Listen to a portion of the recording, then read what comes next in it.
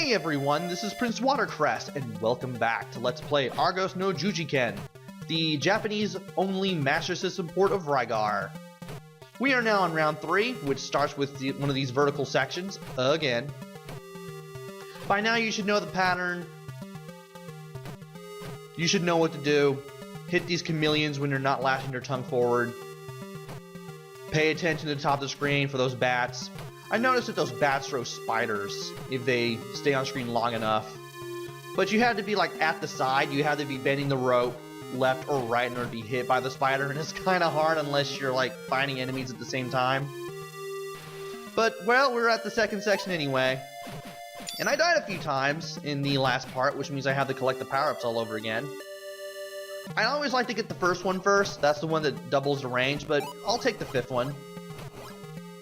Power-ups are always random. In case you don't know what the fifth one does, it allows you to shoot the shield over your shoulder. Shoot it in a semicircle to take care of stuff, not only above you, but behind you. Assuming you're in proper range. And there's a second one which seems to make the weapon bigger? More powerful? I still can't find out. But we just reached a point value that gave us an extra life. In this case, it was 200,000. And sometimes if you pick up an icon that's just there to give you points, sometimes you get a big bonus out of that one. I just managed to get 70,000 off that one alone. Sometimes that will happen. And it'll say underneath how much time you have left the word bonus, as well as a huge point value in case you hear the little tone that tells you, hey, you got huge bonus points. And for this section, you might as well just go ahead and stay on the top level at all times. You're just going to have to do it here in the third section as well. Only difference between the second and third section is that there are more flying guys. Now we have the power that lets us Mario enemies, jump on them to kill them as opposed to jump on them to stun them. And earlier we got the first power up which allowed us double range. That is the one that I want the most in case I ever die. Because as we all know, if you die at any point in this game, you lose all your power-ups and you have to get them all back again. And that can be pretty terrible sometimes.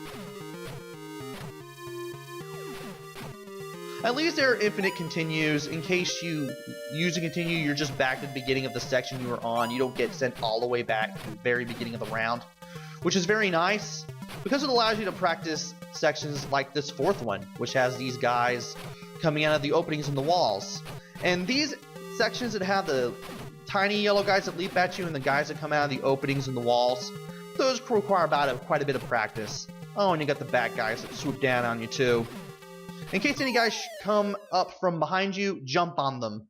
You can stun them and you can get a little further forward, and you could probably jump over some enemies on the way too. Like so. It'd be cool if you had the third power-up to kill them as opposed to stunning them. But whatever gets us to the fifth section, which is one of these sections with the fireballs, the flying guys that sometimes shoot seeds, and the pits and the platforms. That was actually shorter than the ones that we've seen thus far, giving us a false sense of security. After a really dumb death where I thought I could jump on some enemies but couldn't. And another one.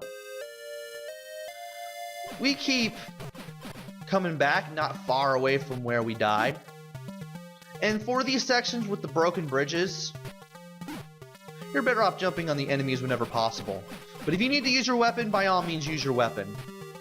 I don't know how I died there, or how I didn't die rather. I don't know how I survived. I did die there though.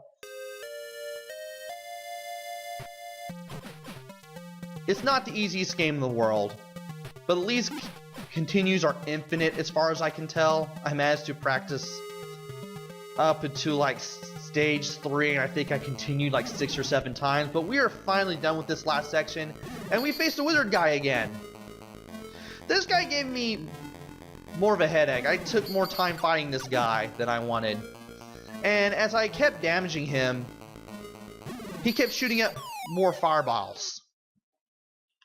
At first he shot 1, and then after you do enough damage he shoots 2, and when you do even more damage he then starts shooting 3. Strangely, you can jump on the fireballs and bounce off of them just like you can any other enemy.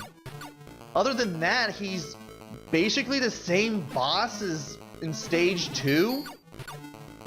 Or Round 2? I keep forgetting they called them rounds in the Master System universe. Round was always thrown around. I never grew up with the Master System. But we are done with Round 3. Join me next time for Round 4.